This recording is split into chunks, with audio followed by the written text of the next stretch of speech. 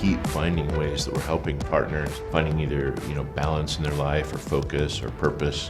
Practices that are going to help improve your project management skills or your finances. We're here to talk about setting long-term goals and then how to achieve them. Increasing your quality, therefore becoming the best place in town to work. Welcome to Academy Live.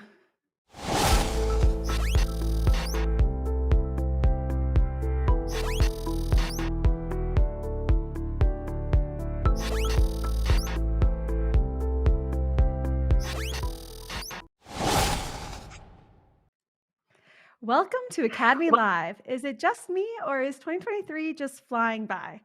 I can't believe that this is our third show.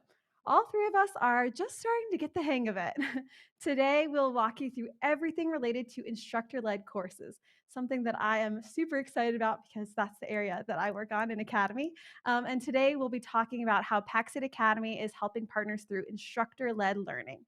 There are currently 19 courses that we have that fall into one of four categories. We have team, tech, security, and business. Now, these courses are designed to help you with topics that are important to your business growth, such as finances, applying a security framework, deploying Intune in Microsoft, and so much more. You'll learn what to expect when you take a course and why you should be signing up. In a few minutes, we'll get to see a brand new segment called SME, or Subject Matter Expert. Forrest Hellard, our cloud solutions engineer, was kind enough to record a video on our long-standing course, Deploying M365 Business Premium. So just stay tuned for that. Now, let's get started with Rex. What are you going to start us off with today? I think we should start with the quote of the day. And this one has been pretty near and dear to my heart. I'm going to go with good old Michael Gerber from the E-Myth with work on your business, not just in it. And I got to tell you, as I've gone through my career, this book, The E-Myth, I've got it right here. I discovered it early 90s. And Oli, I'm going to talk about Oli a lot as we go through this, but he took me to a seminar thing that was going on, and I didn't know who Michael Gerber was, but he was up on the stage talking about the E-Myth. And at first I didn't really understand it, right? Because I wasn't a business owner. But I read the book and I listened to what he had to say. I left there pretty energized. And I went back to the office and started trying to figure out, well, I may not be an owner, but how do I apply all of that as a service manager, right? So if you're not familiar with the E-Myth, it's the entrepreneurial myth. The myth is that entrepreneurs start businesses. But the reality is we have to see ourselves as the technician, the manager, and the entrepreneur. And it's primarily the technicians in us. And it doesn't matter what business you're in. In the book, it's a pie making business, all about pies. But it doesn't really matter what business you're in. We're primarily technicians that had an entrepreneurial seizure that went out and started a business. And we did it because we were kind of seeking that promise of more money, right? We want more money. And, we're spending so much time working in our businesses that, we think if we own the business, we get a lot more time. And, there's a couple of jokes that come to mind. One of them is when you own a business, you only have to work half days, right? You even get to pick which 12 hours. And there's another one that says when you own a business, you sleep like a baby, right? You're up half the night crying. So, No. and it's Very kind of relatable. yeah. So, but I was like, even though I'm the service manager, I still have those same problems, right? I want more time and I want more money.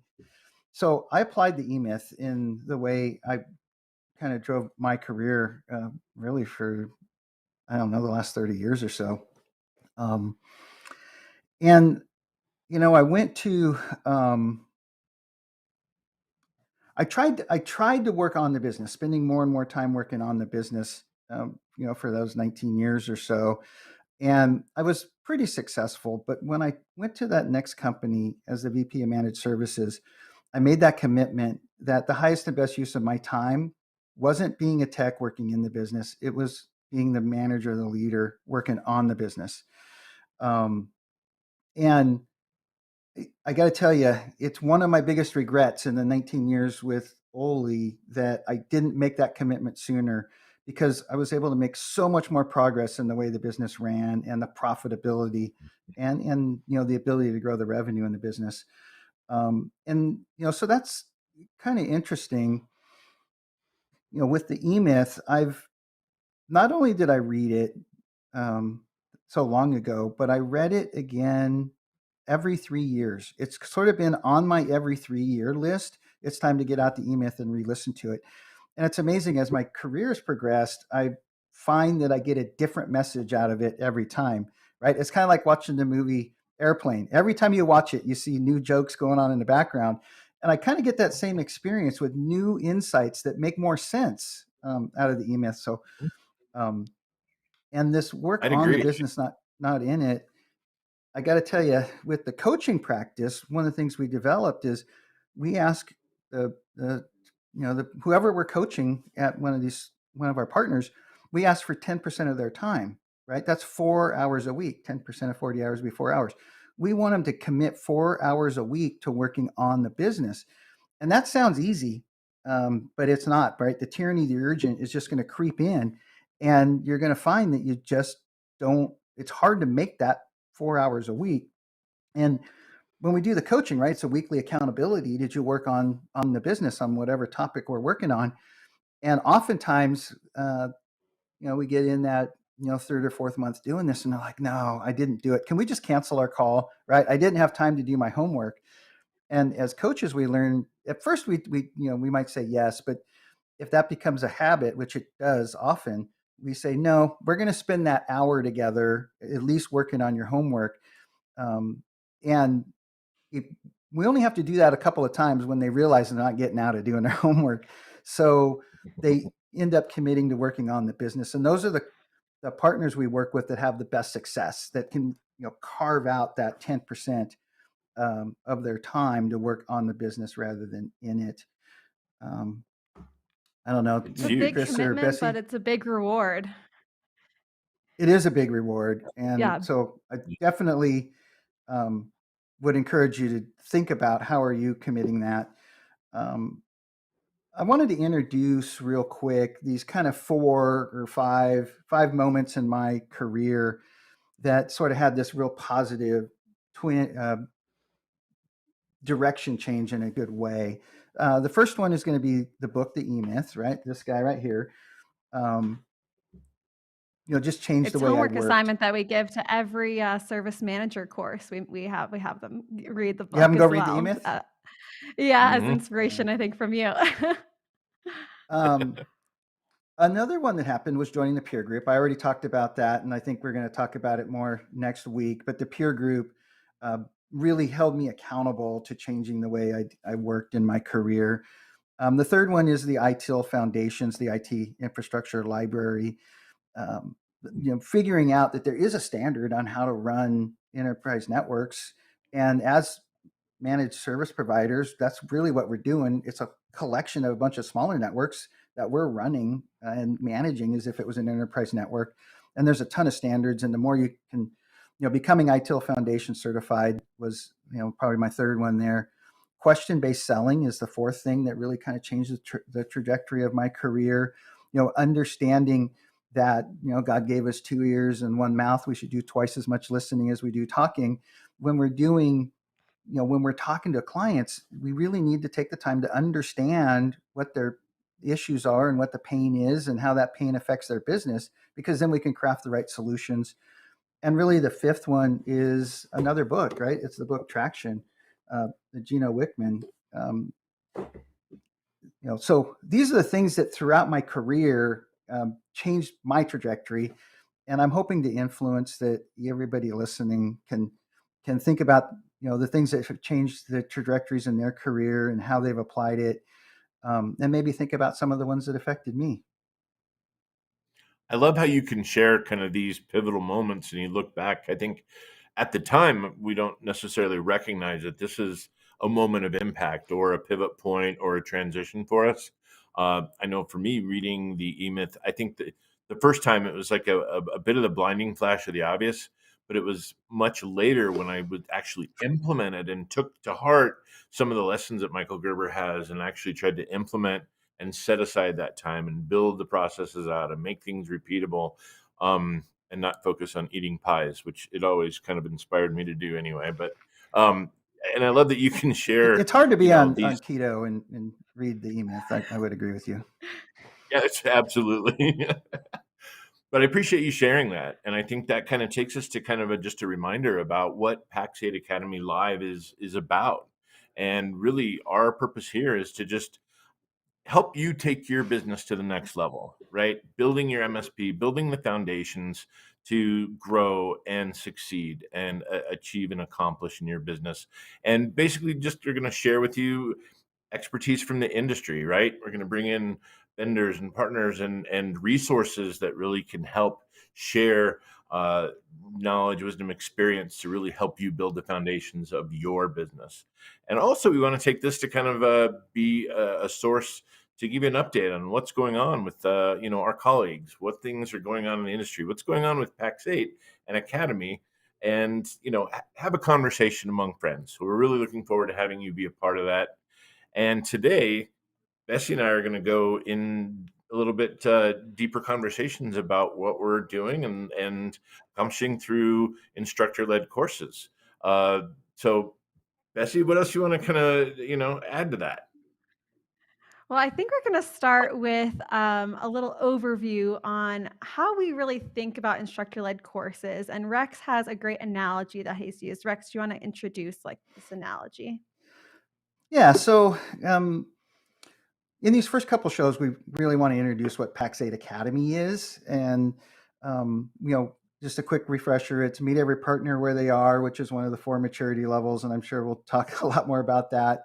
With what they want to learn, right? Which is information about our vendor products on the line card, but also how to grow and mature the businesses. But this kind of segment, last week's show and this week and next week and the one after that, are more about in the way you want to learn. And I think about this gym membership analogy where you can join a gym, and one of the things we like to talk about in the coaching is you don't just join and get 6-pack abs, right? You got to put in the 10% of your time, right? You got to go to work on the business. And you can do that in a couple of ways when you join the gym, right? You can just go in and use the machines at will. If you know how to use them and what your routine is and just go use them, you're not really interacting with anybody from the gym, right? And that's what our on-demand courses are. And that's what Ryan Strauss was on last week talking about. Or you can take an instructor-led course like a spin class, right? And you take a look at this video, right? There's the instructor. Come on, you got 10 more seconds. Push it, push it, push it, push it. You got 10 more seconds. We're almost there. 5, 4, 3, 2, 1, right? And okay, stop, take a break, so cool down, right? And that's that sort of instructor leading you through and getting a little bit more out of it than just going in and using the machine by yourself. So that's really what we're going to be talking about today. We've also, you can do the personal trainer, and we'll be talking about that in a couple of weeks. Or you can use a peer group that you meet with the same group, go to the gym and work on that every week, or and have your peers around you asking you how's it going on that piece that you're working on. So super excited about that. So I'm going to I'm toss it kind of back to go ahead. Yeah, I'm just kind of curious how we go from talking about pies to a gym membership. So I see how you're leading us back to the right path, Rex. So thanks. I did not make that connection, but it makes a lot of sense. Good job. Well, Bessie, I'd like to kind of to you a little bit and kind of hear a little bit. How are these courses? How do we organize them or structure? How do they make sense for partners and businesses to kind of consume and evaluate? Yeah, so I think just starting off, instructor-led courses, our main priority is to make content that is going to be really meaningful and relatable to our partners. And so what we've done first is kind of categorize we are adding more and more and more courses. And so if we didn't categorize them, it's going to be really difficult for partners to know where do they even go to? Where do they start? And so let's kind of take a look and see about what are these 19 courses that we have. So as you'll see here, this is our website for instructor led courses. You can go to pax8.com/academy and click on instructor led courses to see the 4 categories that we have here. So if you just scroll down a little bit, we'll come up to that first category. This is security. And so security is up top. It's our smallest category, but can make the biggest impact on our partners, because security is really top of mind for so many right now. And so these 2 courses are taught by our very own Matt Lee, and he has his own show, so you can check that out as well. But Matt Lee created this course called Applying CIS Controls, and it used to be called Security Just Foundations. real quick, Chris, where would oh you find yeah, that show, Bessie? Where would you find that show? uh, this is also a Pax8 live show. So it's if you just go to our YouTube channel, you'll be able to check it out. It's called The Game. So, and I've been lucky to be a guest on that show too. So it's a lot of fun. So A little bit Chris, jelly can you over tell here. us? I haven't been tapped yet. Well, I'm sure the day is coming. Yeah, you're on the list, Rex. We just got to figure out which list you're on, but you're on the list for sure. I know you've already presented at boot camp, so I know Claire is writing down a note saying, "Oh, let me write this down as a future idea," Yeah. so so that we could bring you on that show. But Matt and I have been able to work together to think about what our security classes look like. And I know from him, talking to him, he was like, I knew I wanted to do a course that's all about the security framework called CIS, Center for Internet Security. And he did 2 runs of it. And he was like, it was good, but I don't know if partners were getting a lot out of it. I wasn't there at that time. Chris, do you have any recollection of what was the feedback like about security foundations? It's great, but I think that's one of the real values of having expertise. And one of the things you really brought to the table with coming here was kind of changing that lens and focusing on, wait, okay, what are the learning objectives? I mean, we have such, Matt is so experienced, so intelligent, word of the day, and it's so much knowledge about that. But I think, our first efforts of trying to get that across and communicate really changed when you came in and started asking questions about, okay, wait, if we're doing more than just talking about security, we're educating, we're teaching, we're enabling. How can we do that more effectively? And that was a huge shift. We got good reviews. The content was good. We knew we were on the right track, but it was just so hard. Like, why are we're missing the mark? What do we do?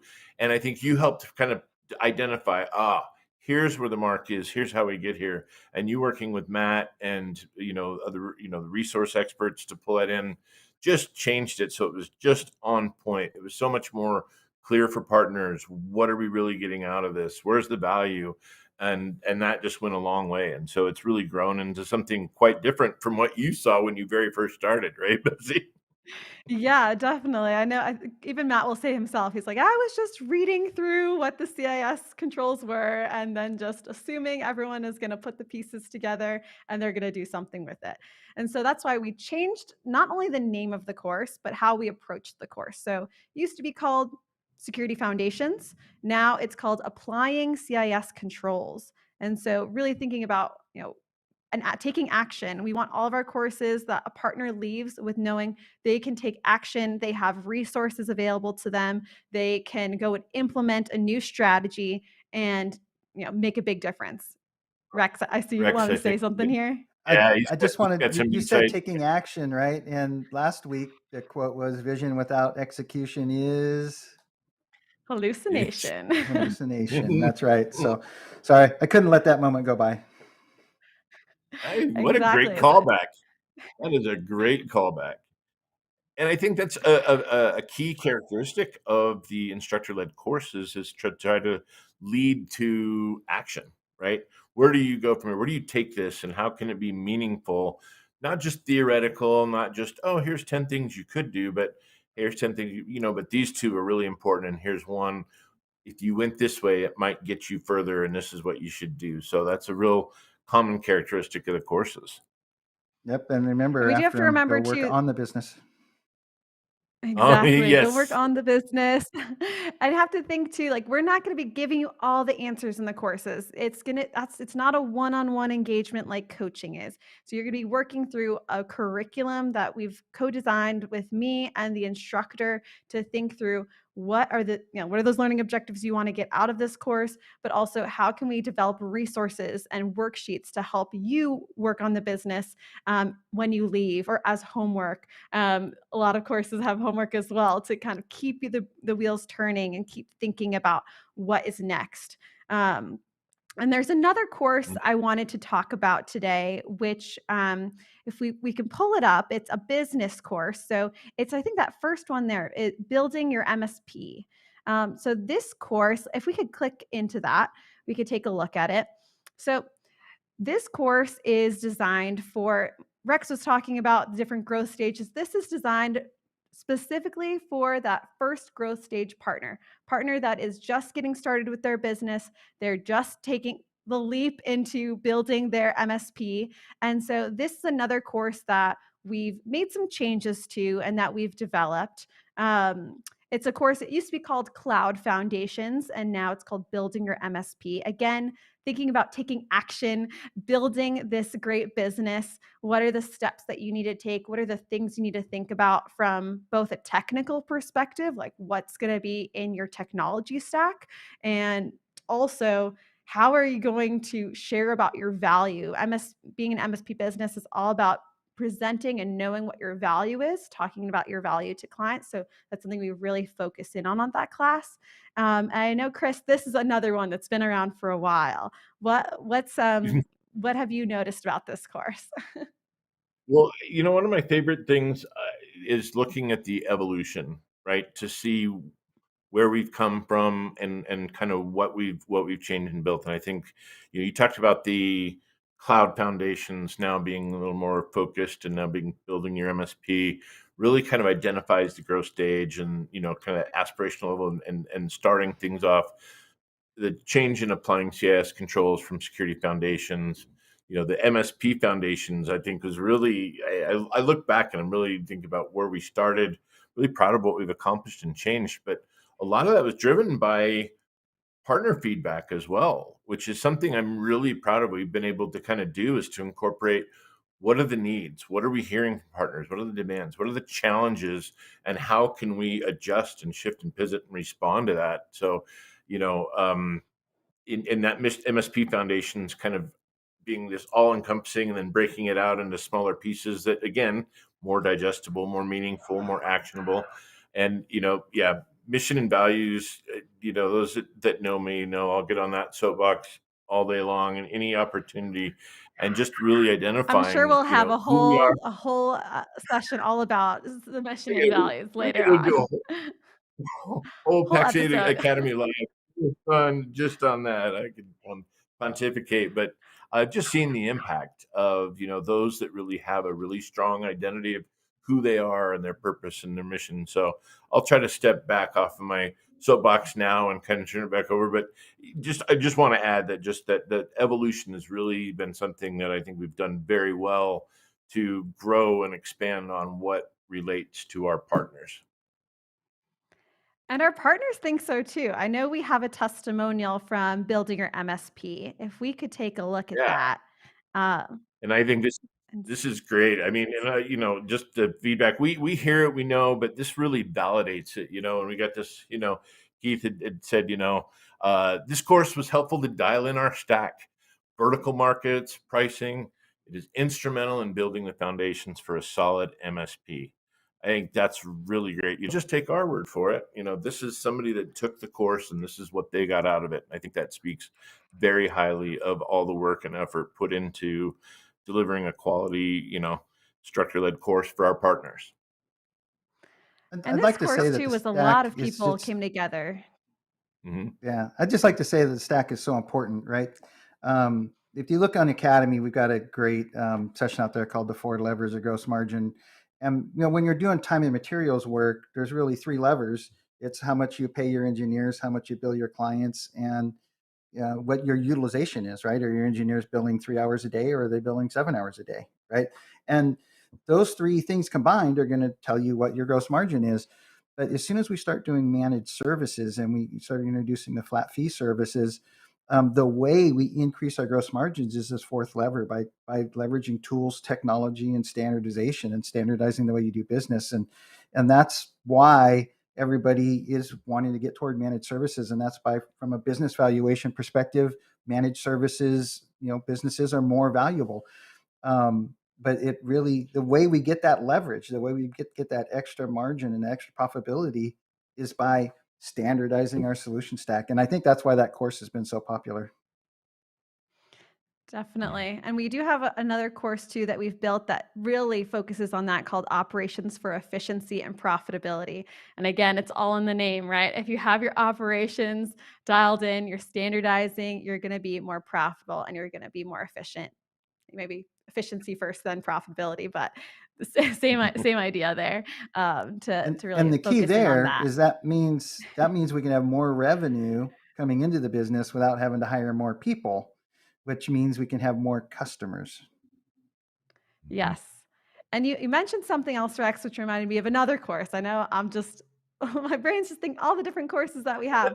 But you said, we don't want to, maybe won't have to hire more people, but sometimes you do have to hire more people. And so we have a course that is called MSP Employee Onboarding. And this is a Mm. course that, Rex, I know you are really passionate about, and we've only just launched it. We're launching it again next month in May. Can you want to tell a little bit about where did this idea come from engineer onboarding type course?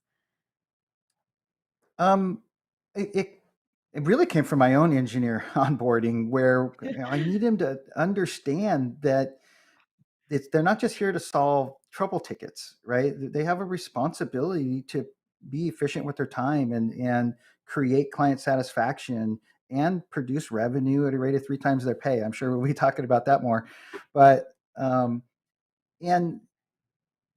talking to partners, right? Pax8 has a partner advisory council, and I attend probably 80% of those meetings. And partners are telling us they've got, they wish that Pax8 would create a certified engineer program, and we're working on that. We're not quite there yet, but getting this course out there is sort of a first step for that. And they are so busy with the tyranny of the urgent that every time they bring on a tech, there's a whole bunch of stuff they need to learn, like what's the hygiene of managing a ticket and doing real-time time entry and maintaining documentation and adhering to our company standards. And so why not put together a course that helps new people coming into business? And maybe even some of your more tenured engineers should sign up as well. But let's help create that standardization in the way we do business. Mhm. Yeah. And that's been a great class so far. And also thinking about partner feedback. So we ran it for the first time last month. We're running it again next month, and we're changing the format based on what our partner feedback was. So we originally had it 8 sessions over 4 weeks because there's so much to cover. We didn't want to, overwhelm anyone, want to spread it out. And the feedback was, that's too long. If I'm trying to get someone up and running quickly, 1 month is just way too long for them to get all set up. They loved the content, but wanted it more condensed. So we're trying something new in May. We're bringing over the same great material, but we're condensing it to 5 sessions over 1 week. So Monday through Friday, 1 hour a day, covering all those important topics that Rex was talking about, like how to manage your service tickets, documentation, all of those really important things that important for engineers to know, but also important, even if you're not technical, to know what is an MSP and how do I fit into all of that. We think about, Mhm. what are the KPIs, what are we striving towards, how can I be successful, how can I make an impact at my business, at the business that I'm just joined. And so that's one course also I wanted to make sure that we highlighted today. um, And of course, I wanna kinda jump in too and talk about, sales and marketing is something we get requests a lot about. That's another area where partners struggle. So we've really focused over the last several months on the topics around that. And again, you looking to feedback and things that we've got, I wanna share a testimonial from a partner that took one of our newer courses, Selling to Your Perfect Client, that we launched this year. And that from a class in February, we got, this feedback. I highly recommend this training for individuals who are new to the MSP space and or new to selling. The strategic selling tactic taught in this class has really jump-started our new MSP business. And I think just, again, that speaks volumes to all the effort that's gone into these courses and from the partner feedback. So thank you for providing those testimonials on your experiences in our courses. That feedback's interesting because I've talked to partners that are more seasoned sellers that went through the course and picked up nuggets and changed the way that they do business. So It's huge. Interesting dichotomy there. Yeah, it's something too, like when I was talking about that operations course and how we talk about growth stages in that course, we talk about it in our service manager course, we talk about it in finance. And these courses are designed to help you almost no matter what growth stage you're at, unless you're building your MSP, you're just at the beginning there. But we've designed these courses to really help you almost no matter where you're at. If you're mostly in stages 1 through 3, thinking about you're building up your business and you're wanting to improve, you're not pigeonholed into, I can only take this course if I'm at this revenue amount or I'm at this size company. They're really designed to try to meet you where you're at in the class. Yeah, and it's interesting because it kind of goes along with what I was saying about the E-Myth, where I reread it every 3 years because I've grown, I've matured, and I'm reading it with a whole different perspective, and I pick up new things. So excellent. Well, I think that it's time to take a look at our SME segment by Forrest Hellard.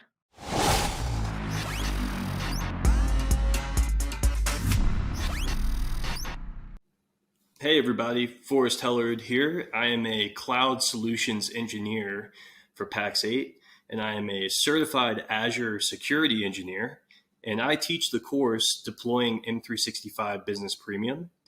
You've probably seen me at a few boot camps and around Pax8, and I just wanted to talk a little bit about the course that I teach here. This is a course primarily about Business Premium. We're going to run through identity, endpoint manager, and we close the course with a little bit of purview and compliance components. This is a course that's mostly intended for techs. I'd see a lot of techs that will join in on this course, try to up their skills, or they'll even use it to go for a certification. So I see a lot of people that use this course for the MS100, the MS101, and they kind of gear it towards that enterprise admin certification. If you're looking at this course in comparison to a few other courses out there, this course is a little different than a classic certification training in the sense that you really get more of a hands-on experience. So you're going to see me take a laptop,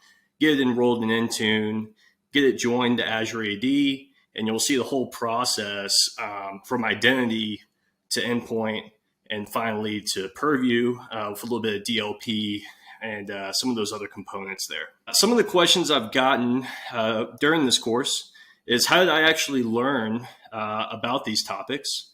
And it's really been quite a few years of training. So I did get the Enterprise Admin Expert certification, but I also implement Intune technology daily in my current role as a cloud engineer. So I constantly work with Intune, and I also do consultations on Intune for many of the partners in our ecosystem. I've seen a lot of MSPs, they face challenges typically with understanding Intune, understanding where to navigate, what to focus on, and how to really manage their environments.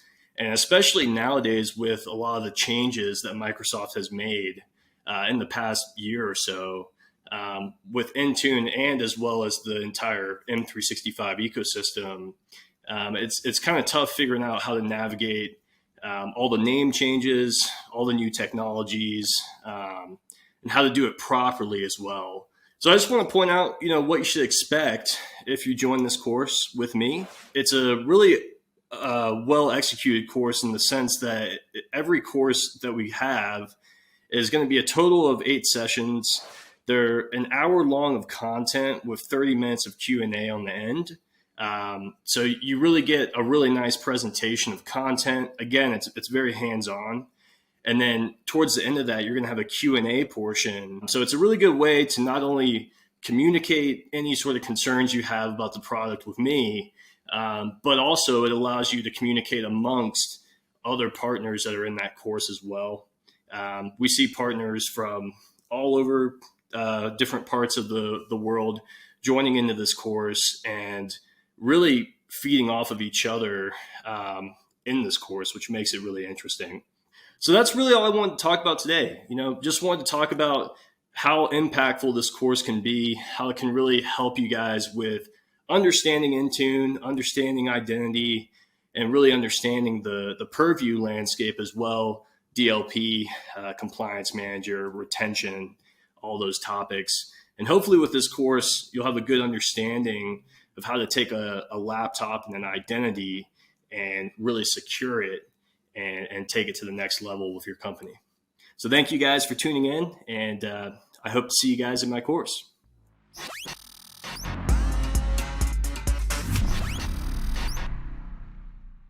Explanation of that. I love his explanation. Yeah, that's one of the things I love about the instructors that we pick to lead these courses, right? Is they are all subject matter experts.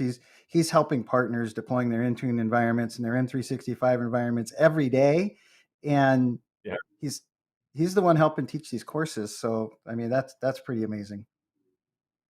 And he understands the MSP. A lot of the engineers and through professional services have been at MSPs. They've been engineers. They know what it's like. And so as they're teaching, I think they're really pulling from that experience of real world of, okay, this is what it's like, in a lot of our partners and technicians and engineers position and shoes. So we've talked a lot, recently about kind of where we've been. We spent some time earlier talking about the history of some of the classes, the courses, where they've kind of evolved. Let's talk a little bit about now where we're going. What are the things ahead? What are the things in the future, particularly on Academy Instructor-Led Courses? Well, for one thing, we're expanding our course offering. We are constantly getting feedback. What about this? Or do you have any resources to help me with this? And so expanding into, just sales and getting deeper into some of those topics. So continuing to expand on our operations, finance, and really getting into all four of the categories. We talked about security and business acumen, and we talked about team development, around specific roles, service management, project management, and security. The breadth and depth of courses available is definitely on our roadmap, and we've already got half a dozen or so classes more. Keep smiling, Bessie. You're not alone in getting these out there, but I know that's a lot on your plate. But it's really exciting to see, how we're continuing to grow and add courses that are relevant to our partners. Anything you want to highlight from that, Bessie, real quick? Just to, throw out there anything that's really exciting on your radar you're working on now? Yeah, so something that's been in the works for a long time is developing more Azure content. So we heard from Forrest was talking mostly about business premium, focused on Intune, but Azure is another area that I know is super complex for our partners, especially if you're new to Azure. It can be really overwhelming. And so that's one area that we are really diving into. We're starting in June.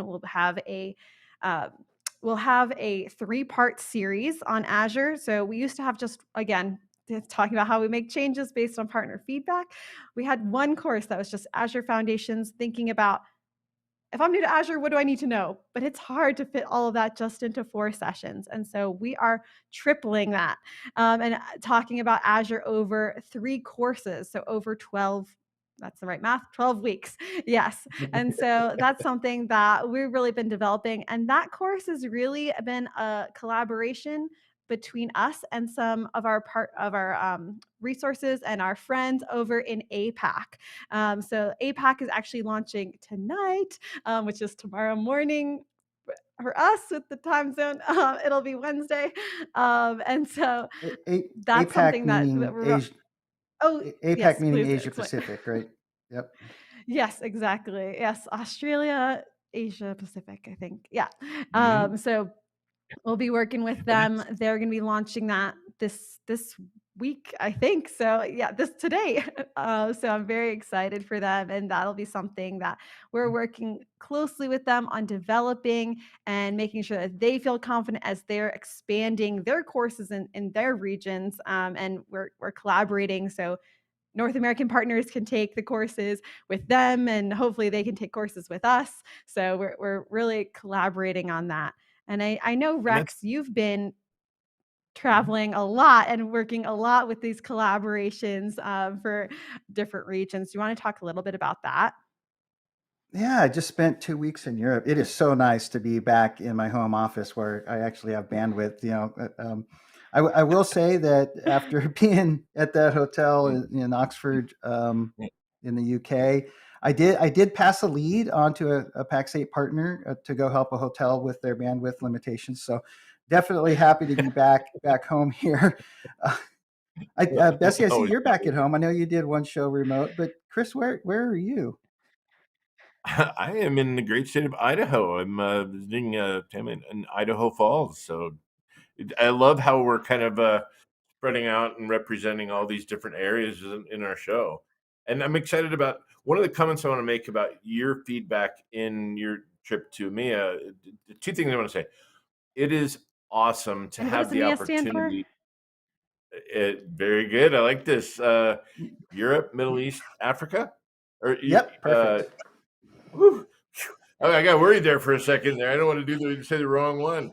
Uh, but as Pax8 expands and kind of goes global, our opportunities to connect with our peers and colleagues in other countries.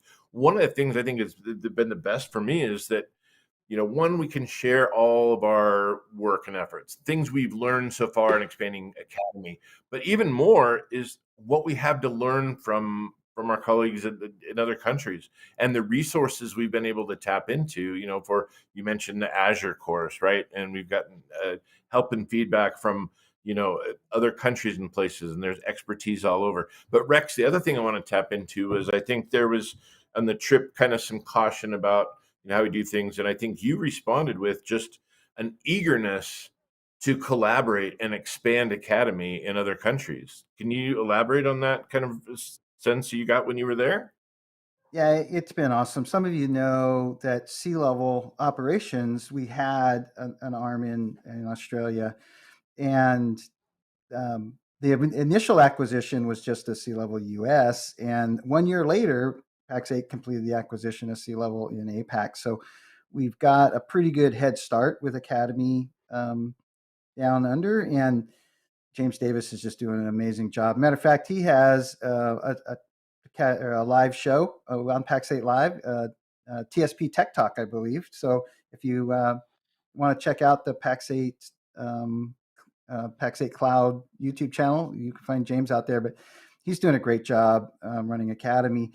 This week or last week, one of the reasons I was in Europe is we were launching Academy in Europe, and I was there really for two reasons. Kind of to see the offices, but mainly to talk to the other Pax8ers that are launching the Academy over there and see what kind of insight we could help with. But the other reason was I got to talk to partners. We went to a mission briefing at that Williams Formula One Center, which was not a bad place to have a mission briefing around all those race cars. But but I was able to learn and talk to the partners, and there's no difference. They're doing the same thing, right? They're trying to figure out how to grow and mature their businesses. They're trying to figure out how to change their business models. Some of them are moving toward managed services. Some of them are already in managed services, but they're wanting to do more with the cloud and Azure, um, and they've got the people, right? They're every 7 people. The rule of 7 says you need a manager. Well, they got to build leadership, right? So there's just a ton of excitement around Academy over there. One of the issues that we do have is Academy is we have a learning management system, right? That's the academy.pax8.com, and it's primarily been made out of North America, which we that creates some localization issues like color. might be spelled with an O-U-R, right? There's an extra U in there. Same with labor, right? And even the word organization, right? We spell it with a Z. If you go to many other places in the world, even in English, it's spelled with an S and not a Z. And then I got corrected. It's not Z, it's Z, right? XYZ.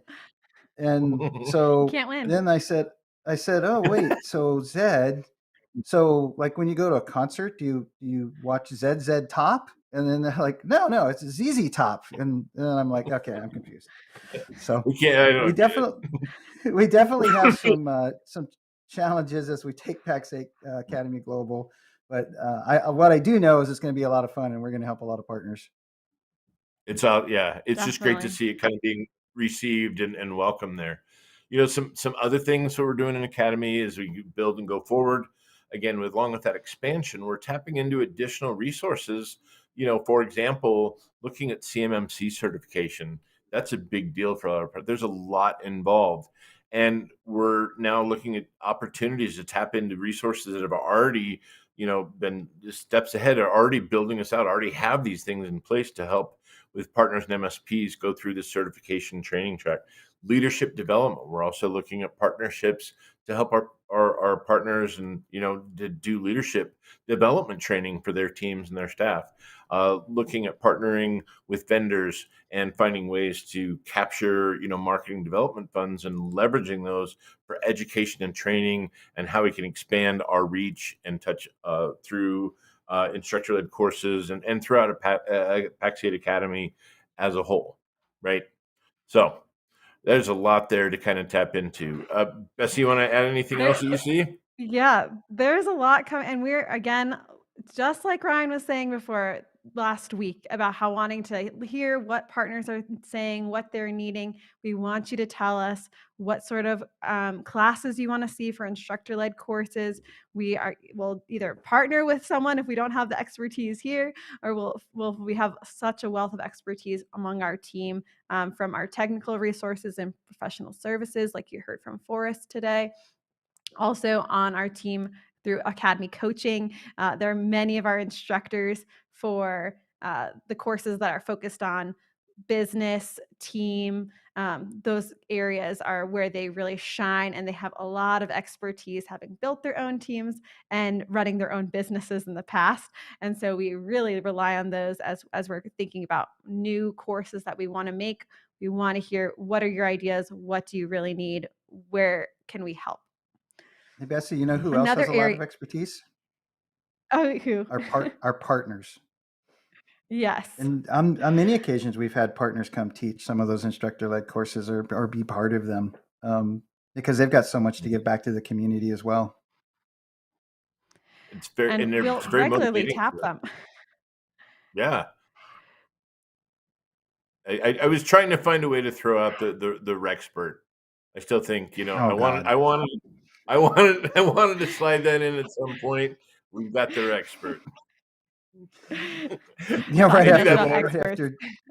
right after joining Pax8, we were going to an industry event, and Pax8 wanted to draw attention to the acquisition, and drive some people down to our booth. And there was my picture that said, "Come meet the Rexpert." Was not just a bag insert, but actually a room drop. So people that came back to their rooms in the hotel saw my picture. Yeah, come meet the Rexpert. We'll have to go to marketing and find that for next week. I'm sure they have It's it in never their gonna files. No, Yeah, never. it's got legs. That's got legs on it. It's going somewhere. But we're always trying to innovate, and we're always trying to think what we can do to bring more value to our partners. And so that we've got more exciting things coming. I don't want to tease it too much, but we'll definitely be announcing as those innovations come live on the show, unless you're wanting to, Chris. But I think we'll I just think, tease you know, that. I could leak a few things out there. I think that, you know, you know what? All in, right? In for a penny, in for a pound, right? Something else in innovating and kind of building this out. challenging our own model and thoughts on how we do things, we are looking to roll out subscription-based learning, right? And to us, that's a really big deal. How can we, really help partners just kind of all in? Hey, let's invest in Pax8. Let's kind of come up with something, uh, give access to all the courses available to everybody in a company and organization. How much more powerful is that, just to say, this is our resource, this is the things they see, the experience, the expertise, the value in the courses. So yeah, that's a big deal for us. So yeah, More information will be coming soon about that, and I know we're really excited to share it. And so we'll be talking about that more on the show. So just stay tuned, and you'll hear more about this subscription model that we're launching soon. With that, though, I'd like to take a look, start to wrap it up for today. So thank you so much for watching. Check us out next week when we talk to Adam Hanneman and learn more about his role as a peer group facilitator. So tune in to learn more about the power of peer engagement. And remember that we are live every Tuesday at 2 p.m. Mountain and on demand always. And do not forget to subscribe and like us on our YouTube channel. Off to you, Rex. Well, like we're going to end every show, ask yourself, what are you going to do differently tomorrow? Thanks, everyone.